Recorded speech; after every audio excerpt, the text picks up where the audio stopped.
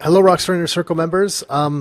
It's Nick Karadza here this month, and we're going to have a little bit of a more hands-on approach to this month's call. And what I mean by that is we have Mike Iuliano, and I've probably just totally ruined that name, Mike. I apologize. But we have Mike on the call, and what we're going to be discussing today is really some kind of hands-on approaches to everything that Mike does with the way he manages a number of properties, specifically student properties, but a variety of other properties, and some of the battles that he's faced, with student properties and the things that he's accomplished and throughout that. And when I mean battles, I mean kind of, I guess, battles with city and licensing officials and things like that. So it should be good. I mean, to us, Mike, just so you know, the way we always look at things is firsthand information, firsthand experience is always the most valuable to us. So it's always nice to be able to talk to someone like yourself that's kind of out there on the streets doing stuff. Maybe to kick us off, you can kind of start by telling everyone a bit about yourself and maybe how you got started investing in real estate. Sure, no problem. Thanks, Nick, for inviting me for the phone call. I don't mind sharing any insights and advice I've had. It's always best to talk things out, I've found. A little background on me, basically. I live in the Niagara region. The Niagara region has several different cities in it, obviously. It's got Niagara Falls, St. Catharines, Thorold, Welland, and there's several other areas as well. And we do have three different university or college type locations. So the area in Niagara, there's a lot of student rentals as well. There's a campus in Welland from the Niagara College. There's a campus in Niagara on the Lake for Niagara College as well. And then there's Brock University in St. Catharines. So that tends to affect most of the region, but there's other areas like Niagara Falls which don't have a school in them, for example. I came out into the Niagara region in 2001 myself. I actually grew up in Sault Ste. Marie, which is up north with a lot more snow. And so I grew up over there and came here for my education and ended up staying here, basically. And for me, myself, I mean, during university, I was in residence at first, which was obviously quite expensive, even back then. And when we went off campus, although it was cheaper than residence, it was still quite a cost. It was about maybe $400 a month or maybe a little less back when I was renting. And nowadays in Niagara here, we're probably at about 400 to 450 range. So it's gone up a little bit. But basically my landlords, we had five of us in a home, and I was seeing them renting an older, very old wartime home for $2,000 a month from me and four of my friends. And that was kind of my first introduction into, wanting to look into how the rental market really worked and should I maybe buy a property myself at that point. So, I mean, at that point, I think they had a property worth about $100,000 and they were bringing in $2,000 a month. So those are pretty easy numbers to work with there if you do the math in your head. Oh my goodness! Yeah, no, I don't want to do that math in my head. That's excellent. It's funny because one of the first student properties that we bought, the first one that Tom and I bought together, was it was a gentleman. And we were buying that property for, I believe, 230, 240, maybe 250,000, somewhere around in that range. It was in Westdale by McMaster in Hamilton. Mm-hmm. And the gentleman we bought it off of held it for a number of years. He said he bought it for, I forget the number. I want to say 40,000, but let's even bump it up to 70,000. And in all that time, he had only, I'm pretty sure it was around 40 or 50,000. And he had only gotten an interest-only mortgage the entire time. And he was just banking all the cash flow. And it was 7 rooms. At that time, I think he was getting about $350 a room. So again, do the math. It was a cash cow for the guy. And then he just got to a point where he didn't want to manage it any longer, wanted to cash out. So you started with student rentals, right? Like, I know that's what the majority of what you manage now, but did you started with student rentals as well because of the way you looked at things? Well, I mean, my experience was being a student. I mean, I was renting from landlords as a student, so I didn't know anything about a regular family rental home or apartment buildings necessarily or anything like that. So, due to me being a 20-something-year-old young guy, that's what was in front of my face. That's what I knew about. And so that's what I looked at first, so to speak. And obviously, me having just been a student, I knew people that could move in with me or rent from me initially and fit that type of an environment pretty easily, I felt, for me. So it just felt like the most probable way to start for me, basically. Okay. And then what about, so now you manage, I know you manage student rentals. You do manage some other properties as well, correct? I'm not wrong here, right? No, that's right. I mean, when I began, it was 100% student rentals because that's what I was involved with. And then as the years go by and you start to see and learn different things, and I expanded into more small apartment buildings as well. Okay. So and as far as the student properties go compared to more traditional properties, how do you see that there's a different set of systems needed and a different approach to the student properties as opposed to the more traditional rentals? Every type of real estate is going to have its own strategies. I mean, even if you got into commercial real estate, there'd be an entirely different strategy there. And so, I mean, there's definitely different strategies involved. If you have a realistic view of what it's going to be like, then you can form your own strategy and probably adopt in some of those ideas that, other people have told you, or maybe you speak to someone who's a property manager or someone who's just a real estate investor that you trust and has been doing it for a while. So in the beginning, it's kind of one of those things where strategy doesn't really exist if you're new to it. So I think strategy is very, very, very important for regardless of which kind of real estate you're getting into. Yeah, it's interesting you say that because most of the people that's kind of we over the years we've worked with a lot of beginner investors, and it seems to be that's the approach they take. Initially, they will follow the systems that we've laid out very closely. Most often, the ones that have the most success, especially initially, will follow the systems. As the closer they follow the system, the more the success they have.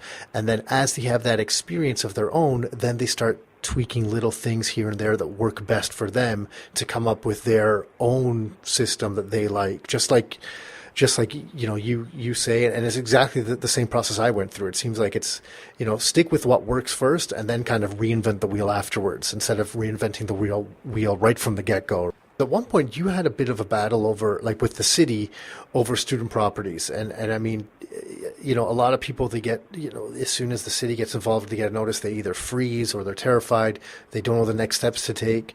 So I think throughout the process, there was just a variety of lessons involved in it. Can you maybe just walk us through that and what you went through, because it's insightful for a large number of reasons, especially with what's going on right now in a lot of areas with licensing and things like that as well. As I said, I was still a 20-something-year-old young guy. I'm now in my 30s. And so a lot of things were new to me back then, 10 years ago, or even 5 to 10 years ago, so to speak. So for me, I began taking care of my own properties. I ended up buying some myself. And in order to decide whether I wanted to get into property management full-time, I already had a full-time income, so it's a tricky decision. So I ended up stumbling upon a Kijiji ad for a 14-unit little building, and they were looking for a superintendent. And that's how I got my foot in the door, was with that building. It ended up working out okay. I ended up expanding that into a little bit more of a portfolio and helping out more clients. One of the big stumbling blocks we came upon, which was, I'd say, 2010 was when it happened, is landlords in the direct area near Brock University, which if you're familiar with St. Catharines, there's Glenridge and Glendale are two major streets that intersect, and Brock University is right nearby. And so it's a very large rental spot for students, basically. A large number of folks who were suspected of owning rental properties in general were given notices or letters, basically. And it was kind of a blanket letter, basically. It wasn't specific to that person's property. It was very general. And what it said was, if you had more than 4 tenants, that you could be considered a rooming, boarding, and lodging house. And obviously, if you're familiar with student rentals, most properties tend to have 5 or 6 students, I find, on average, speaking for Niagara. So limiting to 4 obviously would affect the majority of landlords and even students themselves if they're not allowed to live with more than 3 other friends. In 2009, they went in there and they ended up actually telling my client individually, this is a year prior to the mass letters going out, that he had to limit to 4 or less tenants. And that was always a 5 or 6 person house, prime location. And it was kind of weird to me because all the homes surrounding this home and all around the whole neighborhood were the same might have had the same builder, the same house basically, same style of house, and they all rented to more than 4 people. They just happened to not get a complaint and an inspection, so to speak. So it didn't seem fair, or it didn't seem to make sense to me that they would single out one property but allow all kinds of other properties to keep having more than 4 people, basically. So my client at that time had to make a decision, and due to a lot of people, especially if you're a good-natured person and you just kind of want to own your rentals and have them gain money over time, you're not looking to start a battle, so to speak. So, in order to avoid fighting or being fined or anything like that, he decided to play it safe and limited from 6 people to 4 tenants. So that's pretty big rental income loss. You can obviously do the math on that. It's going to be $800, $900 a month that you're losing out on. A year later now, the same client received multiple notices from his homes, more than one, and it was kind of surprising to me just the way that it was done. So at that point, I decided to kind of keep looking into things and seeing what was going on so I can help him make a decision. And I reached out to some of my other clients, other property managers, realtors, and I ended up finding out that they sent letters out to a large number of people. And it was the exact same letter. There was no difference in the way that they wrote them, basically. So my client ended up complying, but at the same time, we were trying to figure out what we should do. How should we be renting the other properties that I have with my other clients, for example? Now that I know that one home is limited to 4, do I have to, keep that in mind when I'm renting any other properties? But that's why it kind of shocked me.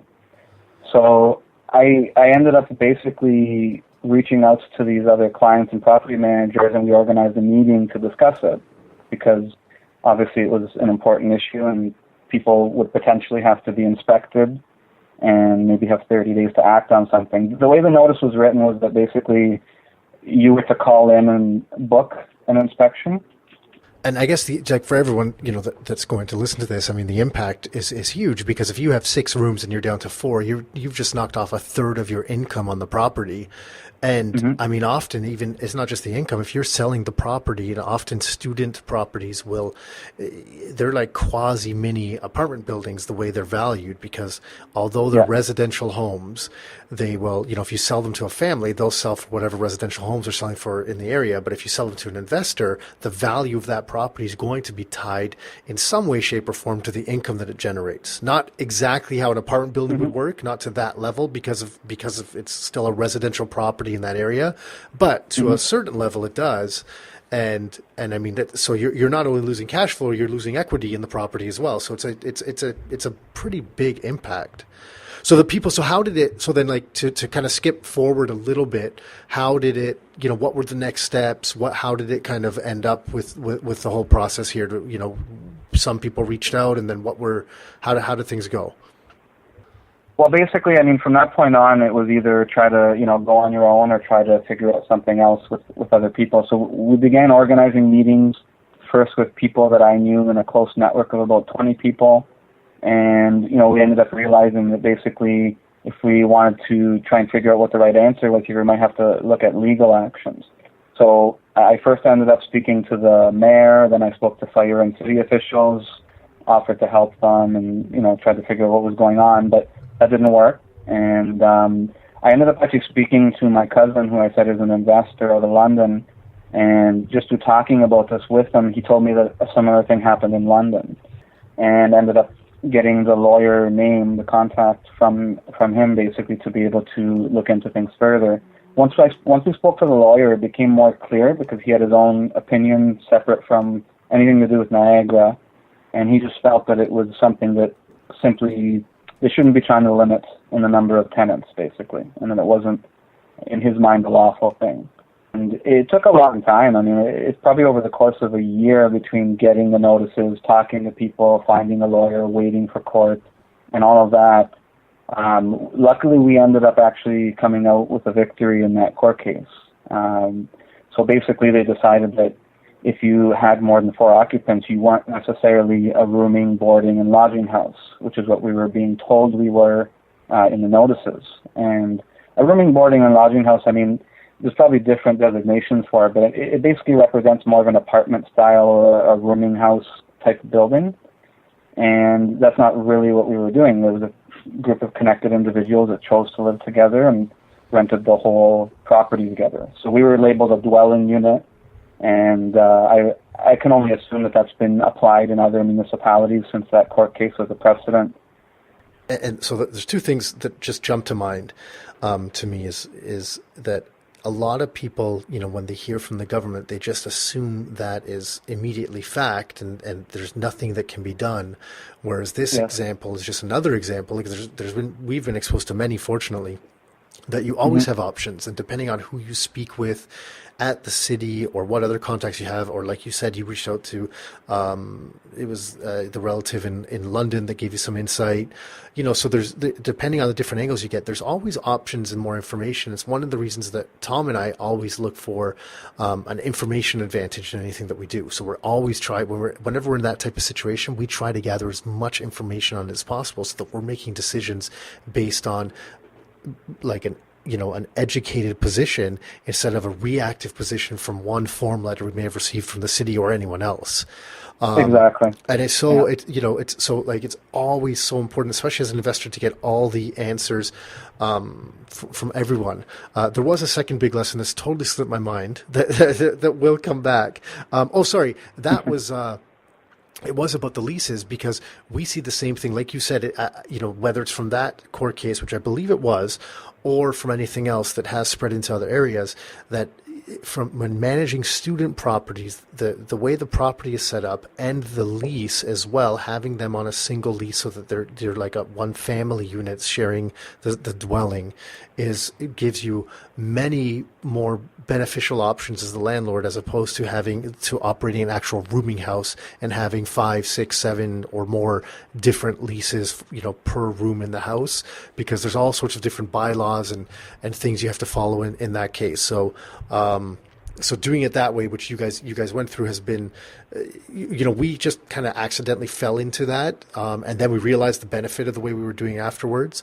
But for anyone else, I think, is that how you're doing the majority of your properties now? Because it seems much more beneficial if you can get it set up that way. That was the number one thing that came out of the court case and speaking with our lawyer and everything. I mean, you really want to, as much as you can, avoid renting by the room. It's impossible to always avoid that, especially if you own a number of properties. Sometimes you have a certain property that gets filled in with, 2 rooms in the summer, or depending on what the case is, the kids might not even know each other. But a lot of the times, you're able to get a full group in at once that does know each other. Maybe they find a friend or two to fill in those extra spots. And ideally, you don't want to be having 7 leases, like you said, or 6 leases at $400 a month. You want to really ideally have it all as one lump sum of money. So if you have 5 tenants at $400, sign the lease for $2,000, list off the tenants, but not that they're responsible for $400 a month each. Most of our properties, I'm trying to think now, they still have locks on the doors, and we've left them because they were there in the past, and we do use the one lease. But we know, so we've made this conscious choice, and we know that if push came to shove, that there could be some pushback from a bylaw officer saying, well, you have this on one lease, but because there's locks on the doors, it doesn't really jive. Similar to what you're saying. I'm curious, in your experience, because you didn't put locks on the doors, and a lot of student properties will have locks on the individual bedroom doors, have you seen any pushback from the students when they're renting the property because of that? There can be. I mean, a lot of students would prefer and even expect that that's kind of done for them. Especially, you got to remember, too, they're coming out of residence. So, I mean, if you're in a typical residence, you have a door and a lock.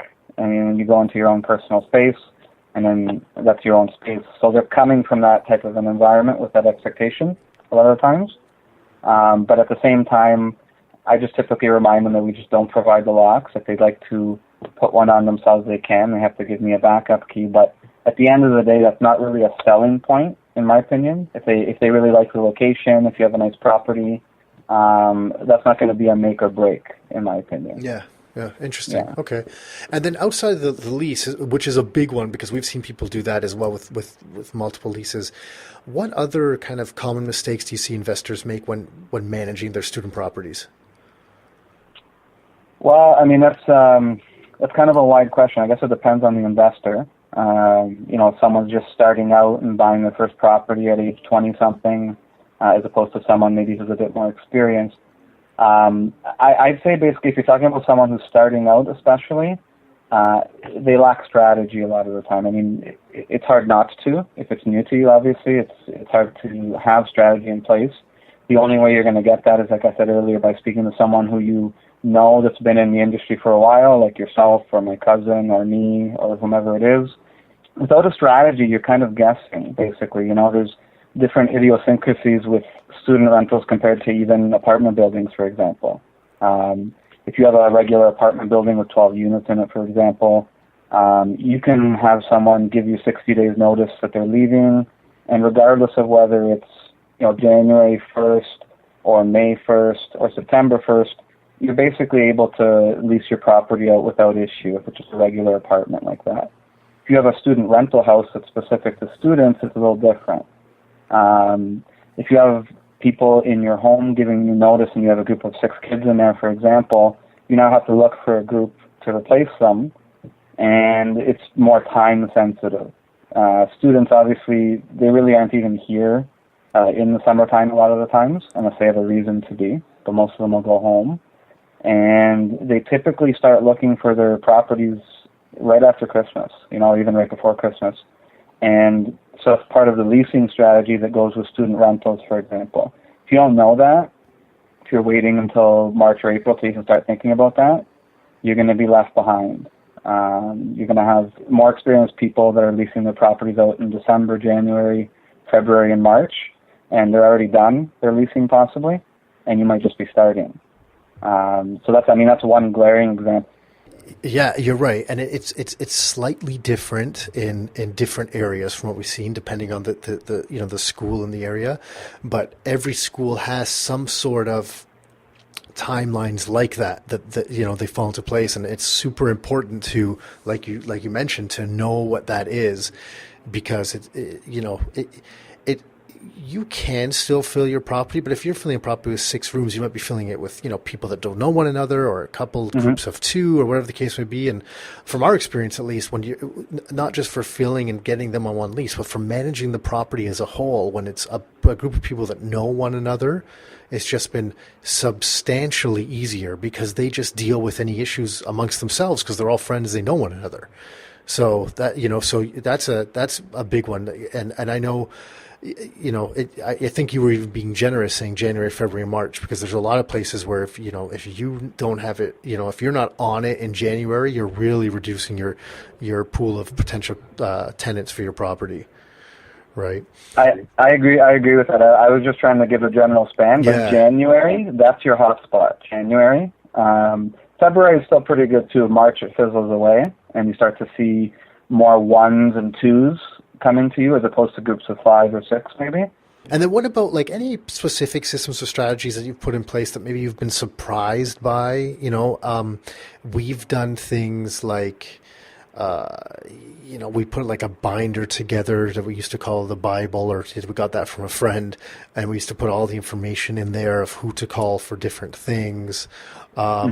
What are some other things? Like recently, what I've started doing recently is we've gotten a couple. We took back a couple properties from some management, our own management company actually, and students were emailing. One of the rooms is a little bit cooler just because of the windows in the winter, and that in the past would be something that we'd have someone go and try to figure something out. And instead, I've just been sending them links to stuff, to telling them to order it online. Like, hey, if you want a room heater, here you go. We'll cover the cost. I think for this one particular girl, they've been great. And we're like, hey, we'll split half the cost with you, which was it's like $40 out of our pocket, because she wanted to keep it after. And we're like, yeah, we'll split the cost with you. Get with the one you want. We'll split the 50% up to a certain point. And it's great, because she's just ordering things, and then she sends us the receipt. We send her the money. We don't have to get involved in this at all, just because of online shopping. So I'm trying to leverage this free shipping that all these online places are offering. One was for some draft seal for one of the windows recently. They're like, hey, there's some wind coming in. How do we fix this? I'm like, oh, here's the stuff you order, but it's, part of the house. If you guys order it and take care of it, they pay for the utilities, which is why I'm comfortable with this. We'll just cover the cost of that stuff. It's like $15, and I make sure they order it, so they send me the receipt. So that's something new that I've recently started doing that's been kind of nice. Maybe not as small as that, but any other systems or strategies you've been using that kind of have been a pleasant surprise for you? In terms of being a surprise, I mean, one thing I'll mention is this. I know that, and this is going more macro scale, but there was a change in strategy just specific to my market in Niagara. So when I was renting from landlords as a student, let's say back in 2003, 4 or 5 range, you basically had to beg a landlord to get a house. So, I mean, we showed up for showings to view the homes where we paid a cab ride, we show up, and the landlord said, sorry, it's rented. And that happened many times. And these were not close to the school, not even desirable locations. The market was very tight back then. There wasn't a big supply.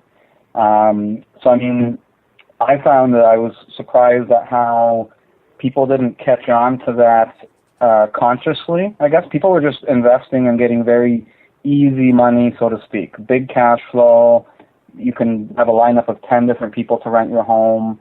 It just became kind of a mindless thing where you can rent the homes out and make a ton of money off of them without all of the strategy we've been talking about here on our phone call.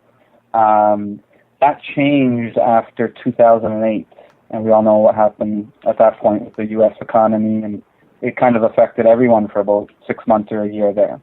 And the big difference in my mind after that, and this is coming into the strategy, if you're not watching the way your real estate market is moving and what direction it's going into, it's going to affect any other smaller strategies that you have in place.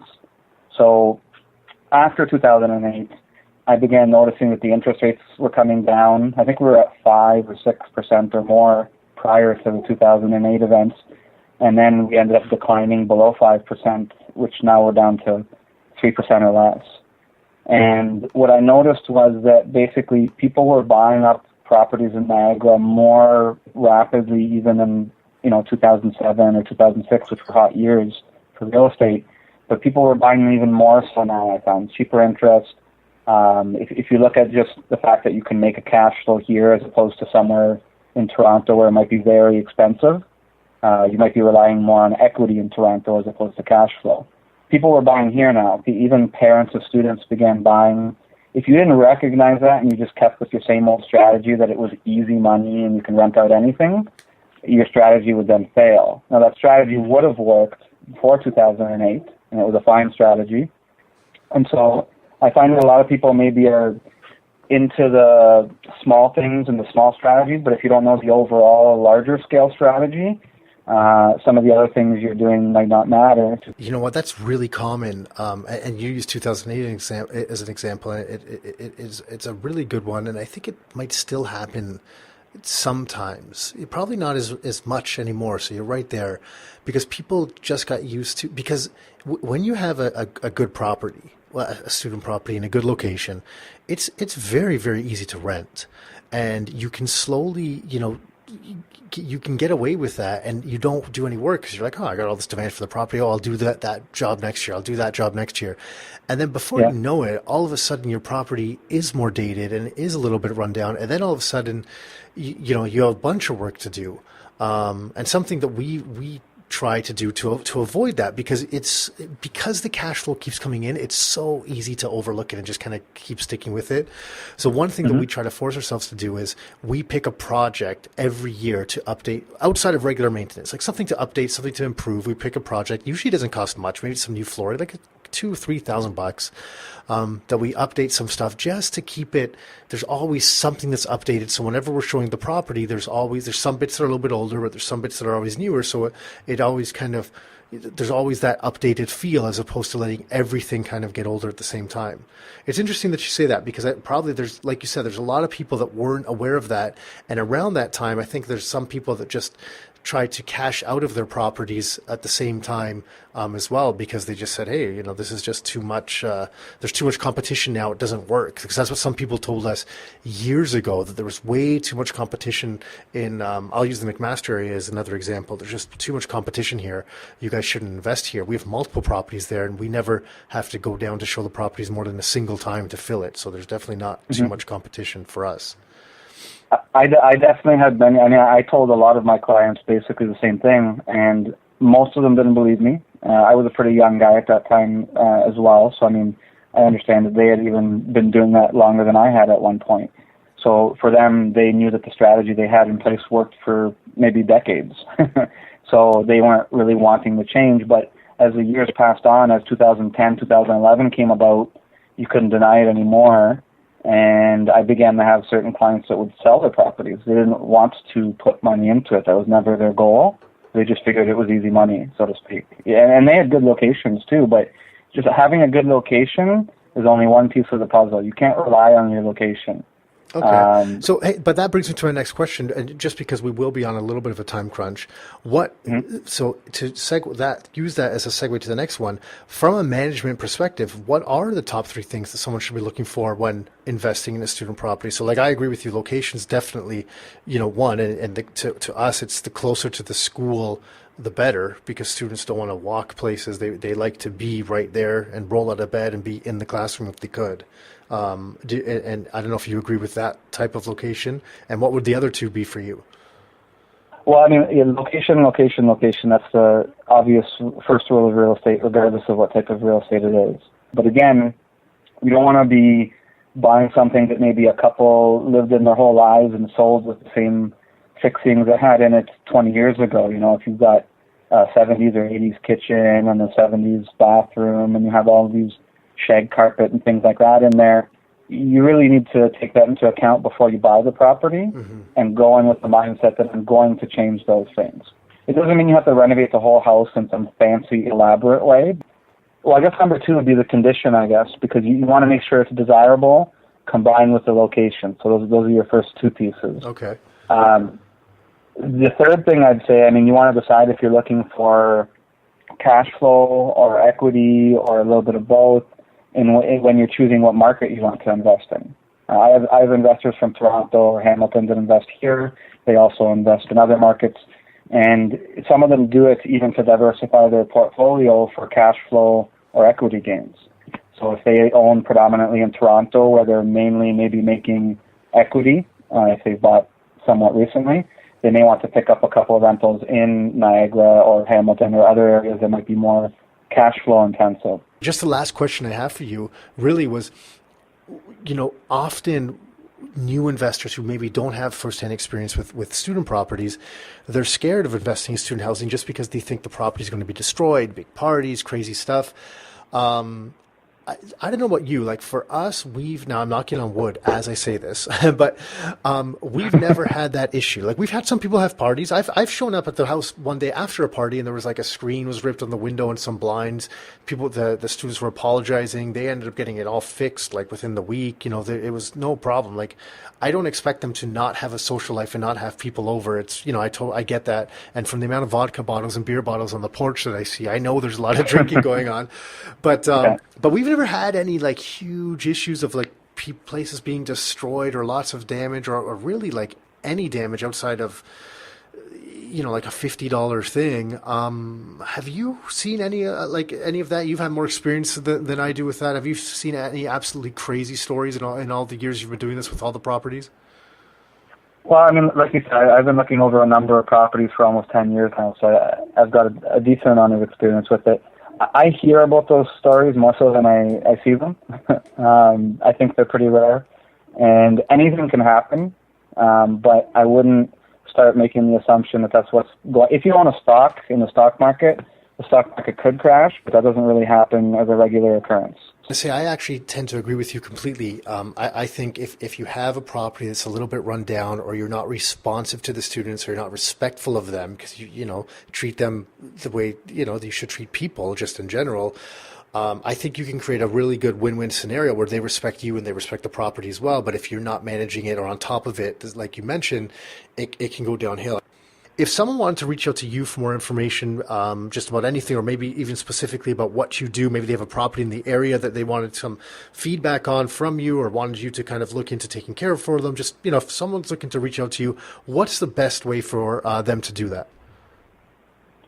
Well, if anyone wants to learn a little bit more about me or see what I'm doing, they can definitely visit my website anytime they want. My company name is Premier Property Management Niagara, and the website is ppmniagara.com. And so they can visit that anytime just to get a general view of what I'm doing. If they want to call me directly, you can reach me anytime on my cell phone, 289-990-4776. and my email is simply mike@ppmniagara.com. So I'm easy to reach if you have questions or if you want to get together for a coffee and discuss anything. I'm always available as well. Okay, awesome. Well, listen, Mike, thank you very much for your time, and we'll talk to you soon. Okay, thanks a lot, Nick. Take care.